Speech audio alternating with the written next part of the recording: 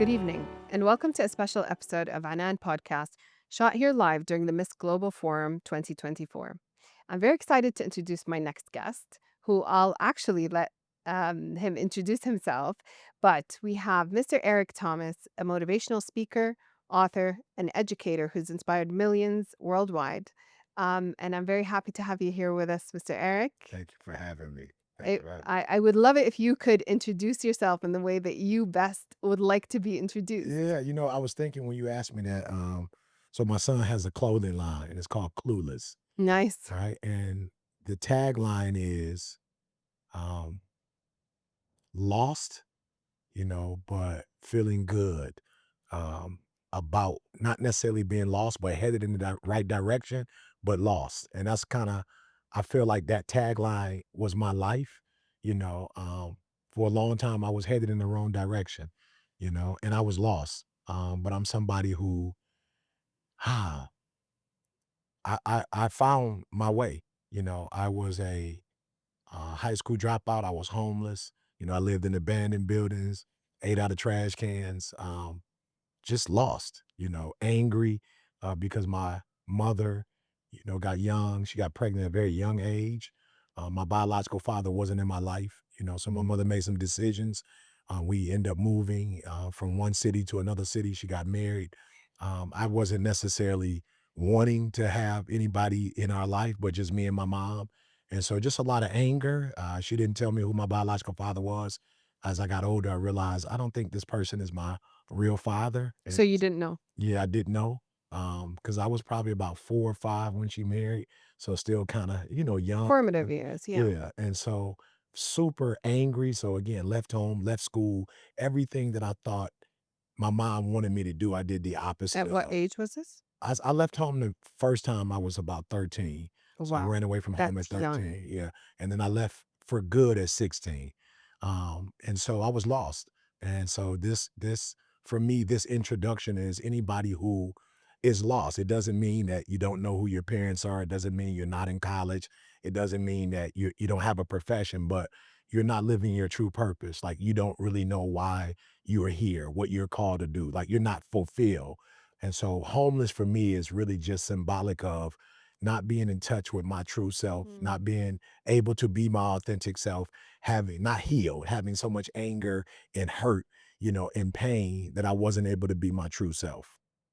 That's incredible. And, I think a lot of people feel that way. And like you said, it doesn't necessarily have to be the same kind of traumas. It doesn't, but it is one thing or another where you feel like you're being unfaithful to yourself in a way. Absolutely. Absolutely. So how did you, if you could tell us a little bit about your story for the audience, you say you owe you. Yeah. Yeah, you do. Yeah. And you know why I say that? Because I don't know, but I always felt like my mom owed me, Mm, because she brought me into this world. So I always felt like, you know, when I a was a kid, responsibility. everything I needed, she did it for me. Whether it was drop me off at school, whether it was buy me clothes, whether if I was sick, take me to the hospital or nurse me herself. Like she did everything. So I actually never got trained or taught. Okay, here's the age where it The shifts cutoff now, date. Yeah. and now you take that never happened for me. So I didn't know. So I was bitter. It's like, yo, you're supposed to take care of me. You were supposed to make certain choices and decisions for me. You were supposed to put me in a better situation and you didn't. And so I had this victim's mentality. It's my mom's fault. If my biological father had been there, I wouldn't have had these problems in school, or I wouldn't have got in trouble with the law. I wouldn't have been hanging out with these guys. I would have been in a better place. And so I finally got to a place in my life where it's like, yo, you're in trouble in school. You're dealing with the police. The counselor in school says you don't have enough credits. Your mom kick you out. Like these people don't know each other, but all of them know you.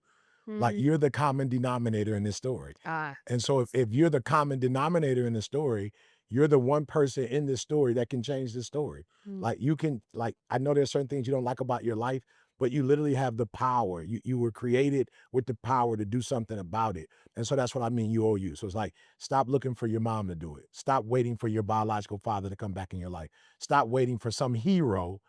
There is a hero inside of you that has the power to really help you to get out of this situation and get to I mean, I'm in Saudi Arabia. Like, who would have ever thought that a high school dropout, a kid who was homeless, who didn't finish school, who couldn't really read and write at the age of 18, 19, would travel to a country and inspire, youth so when I took responsibility, difficult. Like it really, it is overwhelming to take responsibility because you don't have anybody else to blame. Mm. Like you can't make it anybody else's responsibility. What was the turning point though for you? What made you get up and take responsibility? So, How did that happen? yeah, so it was several. The first one was in my spiritual journey, God blessed me with a wife, a girlfriend at the time who was very focused and very centered. And so she was like, yo, it's greatness in you. And I will no longer be with you if you don't have to be perfect, but you have to start pursuing your greatness. Like right now, you're not pursuing it. You're doing what everybody else is doing. You're acting like everybody else. You're not acting like yourself. So she eventually went off to university and said, hey, if I go to the university and you don't come, I'm not going to continue to date you. So I end up going back to night school, getting my GED, following So her. this is at around Yeah, 18. yeah, 18, yeah. When Oh, we actually started dating, she was 15, I was 16. And by 18, it was now, she was a year younger. So it was like, hey, I have dreams, I step have up goals. or Yeah, step out. yeah, yeah. Yeah. And I knew that if I stepped out, that there was a danger that I would continue the life that I was living. And that's not the life I wanted. I didn't know what to do for the next one. The second thing was, my spiritual journey and getting connected back to the creator and just saying, hey, there's a reason why I created you. I told a story about I drive a Cadillac and it new and it broke. And I sent it back to Cadillac to fix it. I didn't send it to Honda or, anyway, I sent it back to, Because they made it. they made it. So I went back to the creator and said, you made me. Some kind of way I'm off track. Can you help me get back on track? So my relationship with the creator was another thing that, really shifted me and was like, hey, this is what you were called to do. This is what you were birthed to do. Like start doing what, you were called to do. And then once I got in my purpose, it just felt so good to like help kids who like me who were lost and help them find the way. So I felt as I was helping the lost, I was actually helping myself. Mm. As I gave them purpose, I had purpose. Like there was a reason for me to get up. There was something for me to do. And so those were the initial things. But really investing in myself, there was a time where I thought, money was what I needed to get, or degrees is what I needed to get. And I realized the greatest asset is you are your greatest asset. Like if you don't work, nothing else works. Mhm. And so that's what I mean when I say you owe you. So I spent a lot of time, and I still do to this day, investing in the emotional side of me, the mental side of me, the knowledge, the skills, the spiritual side of me, the father in me, the husband in me, really investing in myself. And as I invest in myself, I see the return on that investment. How did you move from basically being strong armed to go back to go to college Yeah. I to like that. Strong. yeah. I like that. I like that. Yes, that's what it It's was. fitting, right? It absolutely is. It Yes. does feel Yes. like a strong arming situation. Yes. So, from being strong armed to going to college to you stepping into the world of motivating others and teaching them, what is it that you were teaching? What were you trying to transfer in terms of knowledge, in terms of skills, in terms of mindset? Like what essence were you trying to pass on? Yeah, I saw that there was a correlation between greatness and coaching. That most humans, in and of themselves, do not have the ability to push themselves on their own. I don't know what it is. It's like when I start running, there was a gentleman that I started running with. I never could run more than maybe 2, 3 miles. This Mhm. guy had me running 14, 15 miles just one day. Just by being with you. Just by being with me and holding me accountable. Like there'd be days he wasn't even really with me 90% of the time, but it was like, hey, you're supposed to do this, you're supposed to, and it was something about being held accountable and something about somebody giving me a blueprint. Mhm. Somebody had already done it. Somebody who was already successful at it. He runs like 100 miles a year, like in one race, like 100 miles. It's like takes him, he said, almost 24 hours. And so for me, I realized, yep, when Dee Dee strong armed me, she brought something out of me that wasn't. And it's so funny because when we started, she graduated from high school. I didn't. She finished college, and I didn't. But I end up master's degree, PhD. I end up passing her, And I remember her saying, "Man, I got to at least get my master's because you didn't even have a GED, and now you Come on, passed me level up." the playing You field. know. And so it's like she coached me, and then I began to coach her. And so I find that a lot of people are lost because they don't have the right coach or the right mentor or the right guidance. Or the right kind of love. Absolutely, the right type of support and guidance. And so that's what I do. I was just here and a guy sat down and was in tears. I was like, how do you know me? He was like, yo, I used to watch your videos. I was in Lebanon and, there was a lot of war things going on. And, I had to start working at 12 years old, me and my siblings. And, I was in a very dark space. I was supposed to play soccer professionally. And a neighbor ran into me, and broke my leg and everything changed for me. And I was in a dark place and I listened to you and I was like, wow, that's unbelievable. Like, how did you get my studies? Like on the internet, And so that's what I do. I teach people, as he was saying, you changed my life. I said, I didn't change your life. I wasn't even physically here. I help you activate you. So that greatness was always inside of you. I didn't bring it out. I didn't put it in you. The creator put it in you, but I help. And that's what I do. I help people to realize, why are you following somebody else's blueprint? Why are you just trying to pay your bills? Like, what's your why? Mm. Why are you here? What were you put here to do? Who are you meant to help? If I would have stayed a high school dropout, I think of the millions of people who Who wouldn't follow have me, benefited. Yeah. who wouldn't have benefited from me just maybe going to school and just finishing. When I cut that camera on or that phone on and I start to begin to, and so it's like, what's your why? So for me, I help people to understand and unleash the greatness that's already inside of them. That's incredible. And I think, one thing that you mentioned that I find super inspirational is your relationship with the creator. Yeah. And I think that's something that a lot of us take for granted. And, we do have a very strong faith society, I would say, in this part of the world where God is centerfold. Yes. But at the same time, we're, with distractions, with materialism, with different things that we have going on in our lives, you kind of lose a little bit sight of, See, how you need to reconnect to that. And I think it's super powerful of you to recognize that and to recognize the influence that that can have on your life.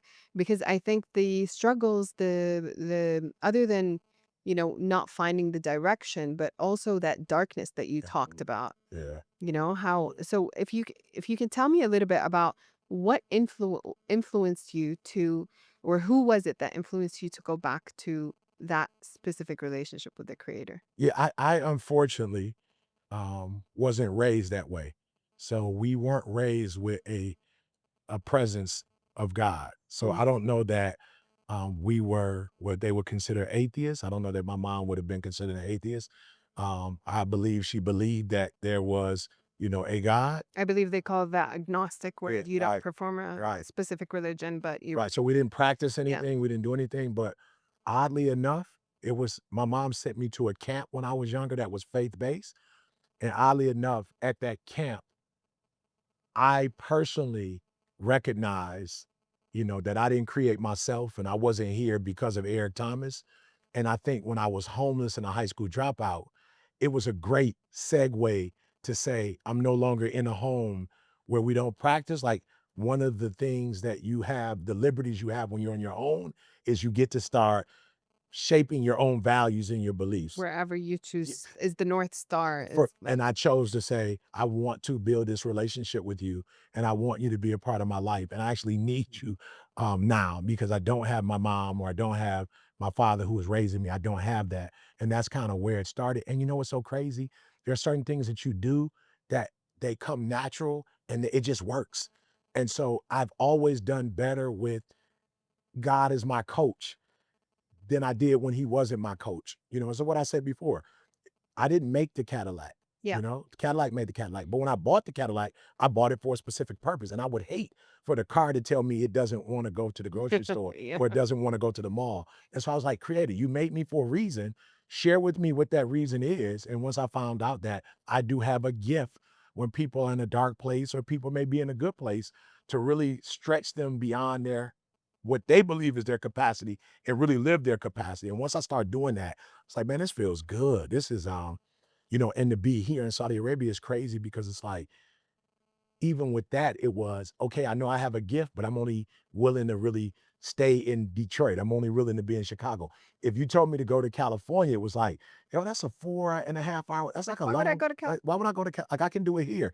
But when I started going to California, it was like, you don't have the right to say where you would use your gift. So to come here, it's like, wow, I apologize to the creator that although I've used the gift to some extent, I've kept the gift to myself.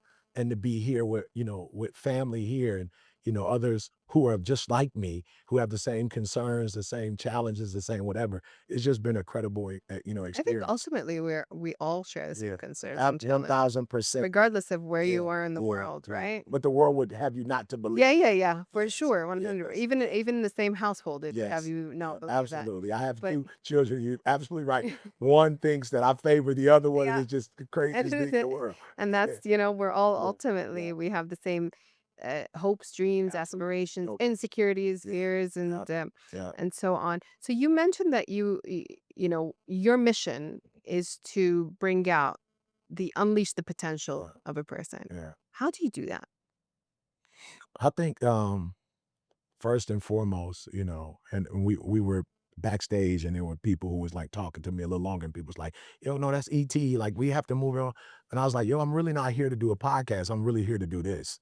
And so I think it starts with getting to know people. Like, sometimes people who consult or who are coaches, they start with information. And at the end of the day, if you don't even know the person, and Right. you don't know who the person is, what their dreams, goals, what their challenges are, what their insecurities are, how can you help a person? So I think number one is we got to get back to human. Like, a lot of times there's these transactional relationships that we have. It's about money, or it's about how can I leverage Your your whatever. your expertise in a Right, given moment in right. time in a very It's specific like, let's way. just be human. Yeah. Let's just talk. And so we sat there and talked, and, he got emotional and was in tears, and was like, "Hey," somebody was like, "Well," I'm like, "Yo, he's good. Like, you're Give being me a minute. human." You Yeah. know what I'm saying? Let's just kick it. And so I think that's where you start. You start with figuring out, where are people? Like, you ever been to a mall? It's like all of these stores, but it's like, you are here, Yeah. And Yeah. so before we can get to here, like, where are you? And so I think the first part is to spend enough time with people in their habitat, with their So very families. grassroots. Yeah, you just You're gotta, very grassroots yeah, with it. yeah. Just figure out who they are. And then from there, it's like, okay, you're here. Here's where you want to be. Okay, now let's talk about what would it take to actually get there. What are the things that you naturally have? And what are some of the challenges that you have that would stop you? Because I'm a great speaker, but it took me 12 years to get a 4-year degree because I love people. I don't like tasks. So I had to get to an understanding. It's like, yo, if it's paperwork, you don't want to do it. But Yeah. what do you have to do to put yourself in a position that, even though you don't like paperwork, if you do the paperwork, it's going to help you even as a speaker, because you have to have paperwork to make money. Right. You know what I'm saying? Like, That's true. to be professional. And so I would just say that's kind of where I start. And the ultimate goal is, what do you want, not what I want for you. And then let's put a plan together. Let's put a strategy to help you to figure out what your North Star is and how you get to that North Star. It's very difficult for people to know what they want, though, Yeah. no? Only because we are plugged into what everybody else wants.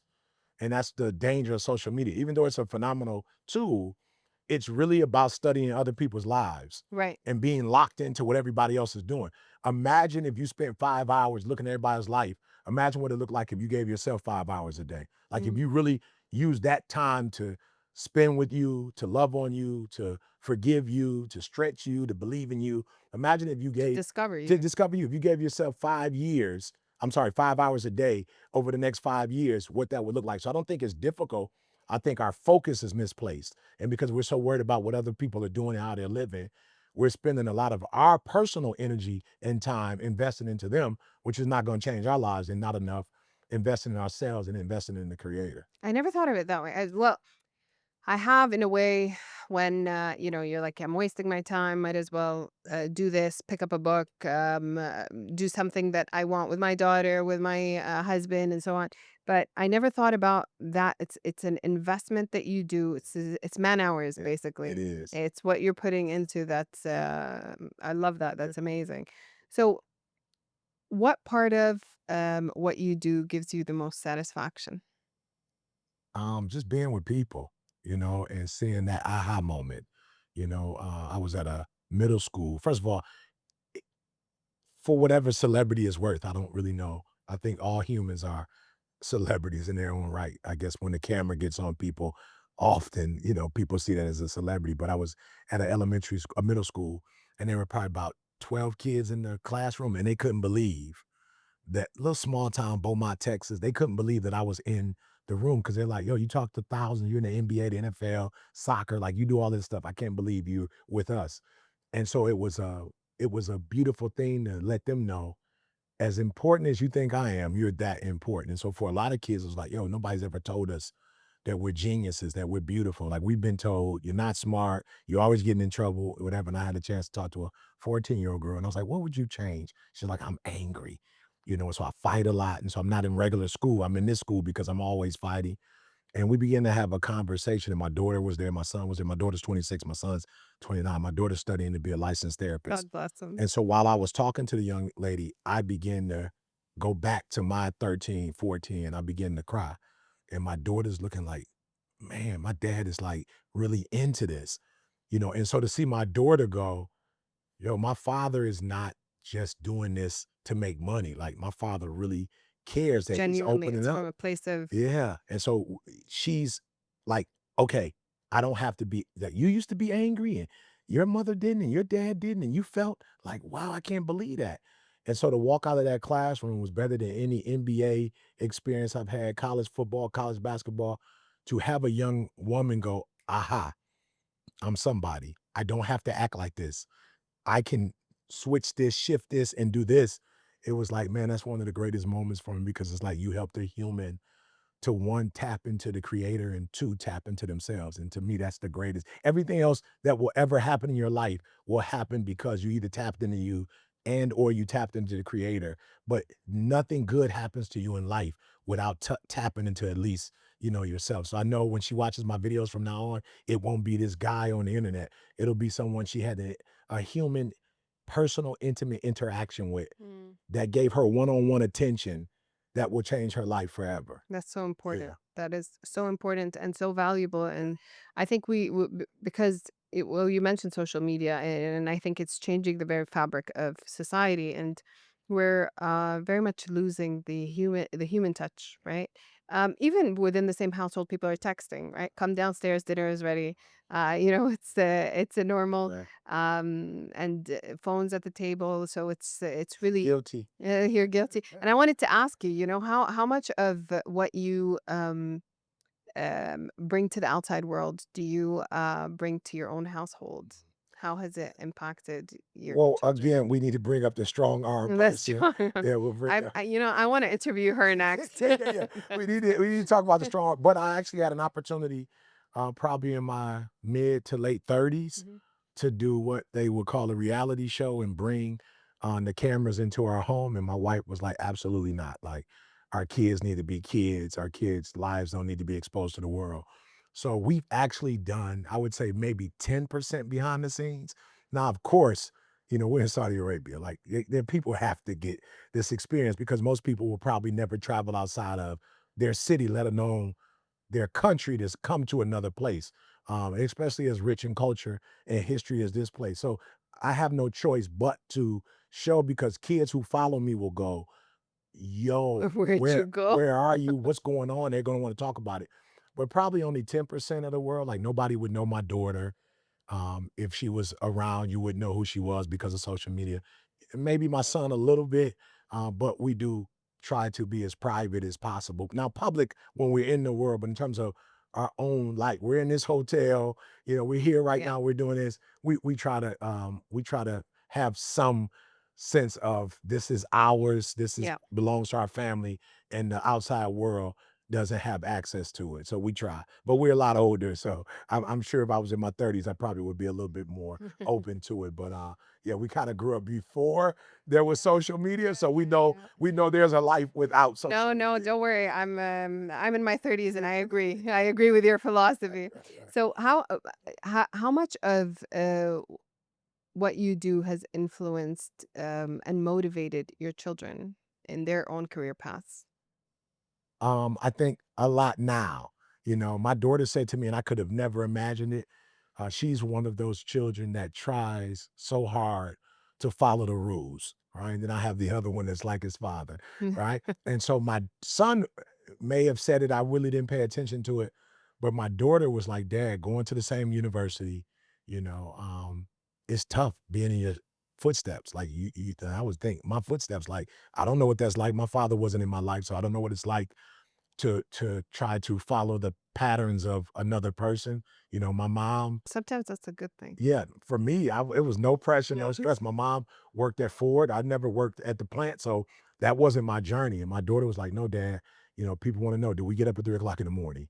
you're very conservative. You don't drink, you don't smoke. There's certain things you don't do. I don't do it, but my son was, like, Dad, it's a lot of pressure. People thinking that I'm you. And so I think when they were younger, it was pressure. I think now they understand the privilege of pressure. Yeah. They understand that, oh, we know other children whose fathers are not present, or they're not putting any pressure on them. Mhm. And so they're not living, the fullness of life. My children have been, my son, Hong Kong, they've been all over the world, so it's like there is pressure being, but we're learning why you and mom have degrees, and why you and mom get up so early, why you and mom center your life around God. Like, we get it now. And I think they're both in the process of discovering what their own values are, what their beliefs are. They borrow some from us, create some of their own. But I think it has had a major impact. And to see both of them back in schools with me, and having conversations outside of me with the children, and staying in touch with them, and going on trips when the kids travel to Dubai and Puerto Rico, my son goes, Mm. and so it is a pleasure to see. Yeah, there are some things you probably don't need to duplicate, but there are some things that their mother has done and that I'm doing, that they're doing, and I'm proud to see that. That's That incredible. yeah, that they're That's following that incredible. footsteps. Yeah, You talk about the why. yeah. Is there a moment in your life where you lost that why after having gone down this path? No, no, No, never. really? It took me a while to get a why, and I think that's why I was homeless and a high school dropout. But when Jalen was born, not having my biological father in my life, his birth really made me step up and be Mm. responsible as a male, that I don't think I was ever responsible, even as it relates to, you know, um, being a husband, being um, a leader. Like, my son really made me grow up. It was like him coming into the world. I'm at the hospital, and yeah, I know what they show on TV, but when they come out, you actually get to see them before Yeah, the mother for gets to sure. see him, and so he's kind of looking at me, and I see him looking at me saying, yo, are you going to be the one that's going to take care of me? Are you going to be there for me?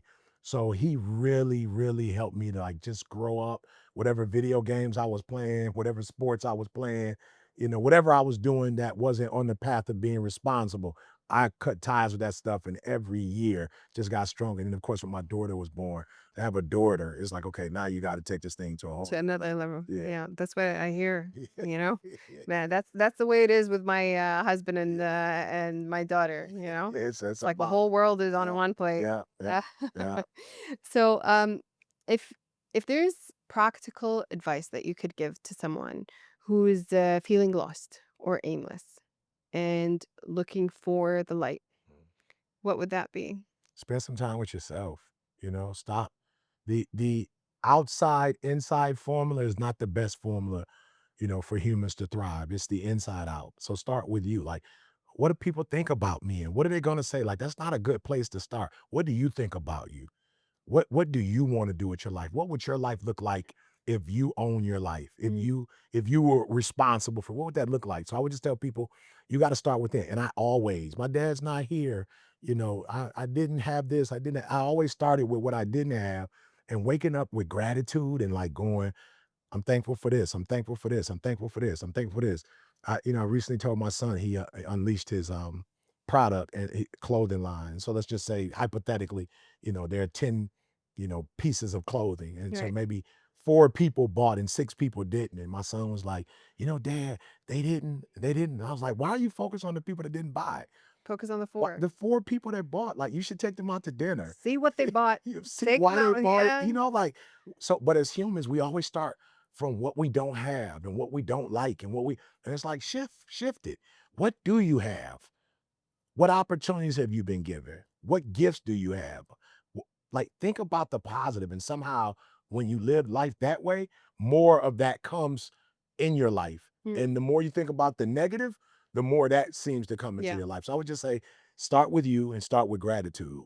Start with you and start with gratitude. So how gratitude I get, but when we talk about spending time with Yeah. yourself, getting to know yourself, how? So let's do an inventory. Yeah. Like, what are the gifts that you have? It's Yeah. like, no, I'm not great in science, but I love humans. I'm relational. I know how to speak.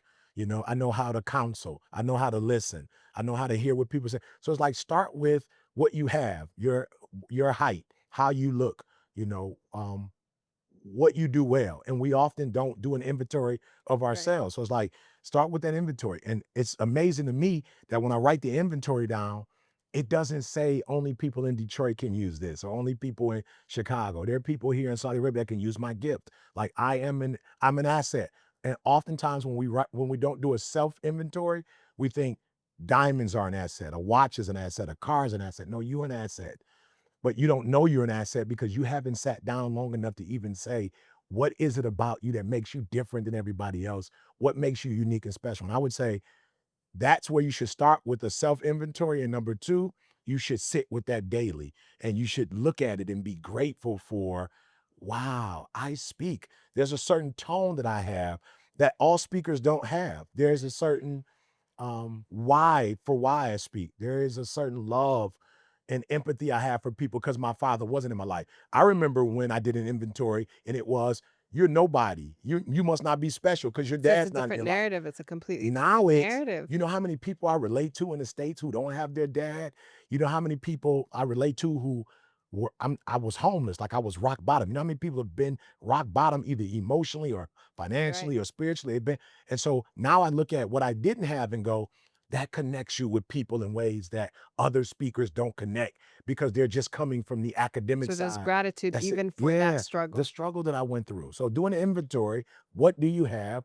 What has made you who you are? And focus on that more and let that be your guide and not, I don't have enough of this. And you know, I hear this term a lot from this group, this generation. I'm behind. I'm like, how do you know you're not a creator? How do you know you're behind? You're not the creator. You don't know exactly where you were supposed to be at a certain, like, how do you know you're behind? But you say that because you're looking at where other people Right. are, and you're saying based on where they are, I'm not. It took me 12 years to get up in America what it would take 4 years for somebody else to get. Guess what happened? There were kids who graduated in 4 years. It took me 12. But I guarantee you that a large portion of those kids that took 4 are not in a better space than I am in Right. the world because it took me 12. And each one has their own journey. And that Everyone 12 has, years was you know, my yeah. journey. But I can go, I'm Yeah. dumb, I'm stupid because no, when you're making something as unique as I am, it takes a little longer, Yeah. you know? I just think we have to be careful that we start with ourselves and stop starting with Yeah. everything outside of us that defines who we are. It's your own It timeline. is. It's your own Yeah, your timeline. own journey. I Yeah. love that. Absolutely love that. I'd like us to end this discussion with one question for you, and that would be, um, if what is one thing that you hope to be remembered for? That I poured out everything the creator gave me without being manipulative, you know, with integrity. You know, I didn't do it because I wanted something from you. I didn't do it because, you know, I was trying to be controlling. Like I genuinely just want to do for you what others did for me when I was in my darkest place, when I could not put myself in the position I'm currently in.